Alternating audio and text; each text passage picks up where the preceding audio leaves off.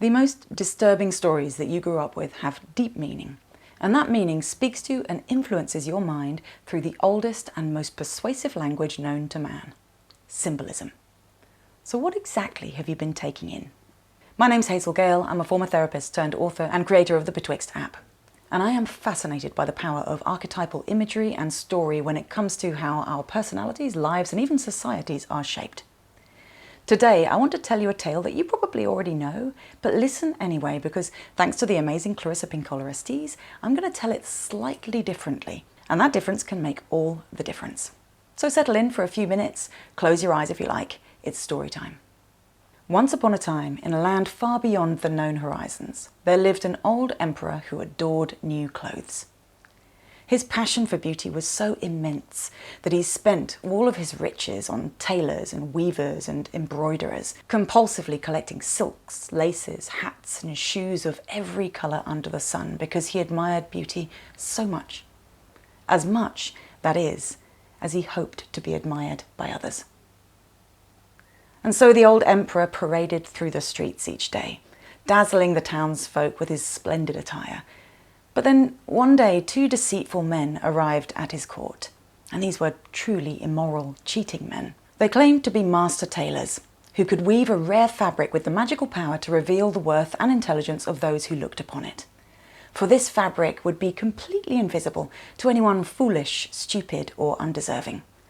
Only, they claimed, the wise and the worthy would be able to behold its beauty. Immediately curious, the emperor called the men to the palace, and in a flurry of pomp and grandeur, they presented their fabric. But the emperor, of course, couldn't see it. And when he realized this, he nervously looked about the room to see how others were reacting. But everyone there had been taken in by the same lie. And so they professed their appreciation of this glorious fabric that he couldn't see. And so, feeling doubtful and chagrined, the emperor forced the corners of his mouth upwards, and he too bestowed compliments upon the tailors and their invisible cloth. And he commissioned them a great deal of gold to create a suit just for him. But all the while, inside, he was panicking. Am I so unfit that I cannot see this fabric? Am I truly so stupid that I alone am unable to pass this test? Days went by as the 2 evil men busied themselves with their empty looms, and with shears and needles and other props they performed their lie for all to see. And when at last they announced that they were finished, the emperor, heart heavy but still terrified to reveal his ignorance, stripped to his most simple linen underwear to dress in these new, invisible clothes. What he didn't know as he stepped out into the city that day, his presence announced by the ceremonial trumpeters and drummers, was that everyone around him was thinking exactly the same thing. I'm doomed, they worried, because I alone cannot see the emperor's new clothes. I alone am unworthy. So they all feigned their adoration and hid their blushes too, because of course what they were really looking at was a nearly naked, uncomfortable-looking man, dressed only in the simplest of linen underwear. Finally, though, a small child pushed their way through the crowd, and although the courtiers around him attempted to dismiss this child and push them back into the throng, they managed to open their mouth and say, "But that poor old man is not wearing any clothes. Has nobody told him?" In that moment, in a piercing flash of awareness, the world awoke, humbled but alive. And the emperor, with all the dignity and grace he could muster, simply asked for one of his servants' cloaks, draped it around himself, and led the procession back to the palace. And from the awkward silence left in his wake sprang a strange relief, the growing sense that maybe it was true all along, that these people who had been fooled, cheated into a sense of inferiority, actually were worthy of their place in the kingdom.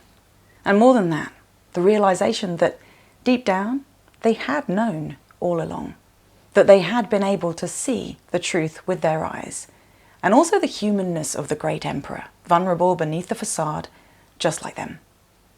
And this awareness changed everything. You might be wondering what was so different about this version of the story. And you're right that all the key themes and events, they're all the same as ever. But did it not feel a little different than its usual telling? The story of the Emperor's New Clothes is handed down to us and told, normally, as a story of ridicule. But as Estés claims, that's not the way it's told by the old people. Back in the old country, she says, it's told as a story of compassion. Compassion for those who find themselves having believed in something that was wrong or deceptive from the outset. Now, I reckon when most of us hear this story, we think, if that happened to me, I'd say I couldn't see the fabric. But would we? If it wasn't invisible fabric we were fooled with, but something from our special field of interest, some kind of talent or ability that we've formed our entire identities around, would we be so quick to expose our ignorance? As Estés points out, inside the human heart, apparently, all of us either are born with or soon develop a question about whether we're worthy or not. Whether it's all right for us to be fully ourselves, to proceed, in her words, in full out, balls out, flying with full wings, full tassels, full everything and anything. We question this. Is it all right? And of course it is all right. But that is not what we're led to believe. So this story, although it's one we've come to tell as a warning about hubris, is one that, when told with compassion, has a very, very different message. This story is about the persona.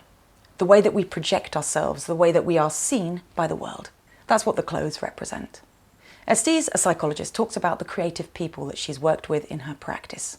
And by that, she doesn't just mean artists, but also entrepreneurs, teachers, scientists, everyone. We're all creative. And she says that the moment we become concerned with persona, we block our flowering. The moment we start to worry about how the world sees us, and what the world will do to us if we don't dress right or act right or live right, then the flow of our creativity will dry up entirely. The emperor was vain, yes, but he was also passionate and enthralled by the beauty of clothes, until the trickster cheats humiliated him by literally laying his very human self-doubt bare for all the world to see. But humbling experiences like that, the pain and the shock of something like that, can actually be a gift. Because although we frequently have actual nightmares about showing up at school or work or wherever naked, to be able to do that, not literally of course, but to be able to be real and honest in front of people, to be able to lay ourselves bare, is what we all truly wish for deep down. We don't do it because we're afraid that we'll be judged as unworthy if we do. So instead we fool ourselves into believing that we can perform or project a false but admirable self, and that others will believe it and respect it. But they don't, and deep down we know it. So this performance doesn't resolve, but adds to our sense of unworthiness. The great lie exposed by the story of the Emperor's New Clothes is this. We are led to believe that by being and doing and appearing perfect, we will be able to have a perfect life. We fall into the trap of believing that by projecting the image of perfection via our carefully crafted Instagram posts, our age-defying makeup, and all of the boastful, slightly exaggerated stories that get shared over a few beers, we will be able to weave an actual perfect existence for ourselves. But that perfect existence is only ever as real and only ever as convincing as the Emperor's New Clothes. Yet we all perform this lie regardless, because we're too afraid to do otherwise. And that's why it was only the little child, someone too young to have been cowed by the pressure of meeting societal standards yet, who had the nerve to speak the obvious truth. The child could do it because they weren't worried about how they would appear. Instead, they were worried about how this poor old man had been humiliated and deceived. So they spoke up. And the moment they did, the moment they expressed what they actually saw, the spell was broken for everyone. And the thing is that we are all that little child. We can all access what is true for us. But we are all the emperor too. There will always be that fragile, egoic part of us that doubts the truth. And because of that, we're all the cheats as well. They represent that part that wants to find the quick fix, to get what we desire dishonestly without really having done the work. We don't get to delete or defeat any of these parts of the self. To claim that we could would be to don the Emperor's New Clothes. But which of these characters we present to the world most often through our actions, the archetypal clothes that we wear, this is a matter of choice. This is the decision that we make. So what do you choose? What is the truth or the passion or the creativity that you have and that you can share with the world? What is underneath the performance and the persona? What is true for you, and how can you tell that story? As always, I would love to hear your thoughts in the comments, and I truly hope that you find this helpful. If you do, please like and share the video so others can find it. And finally, if you'd like to take an epic journey through a magical world in pursuit of emotional wellness, then you can download Betwixt, the mental health game.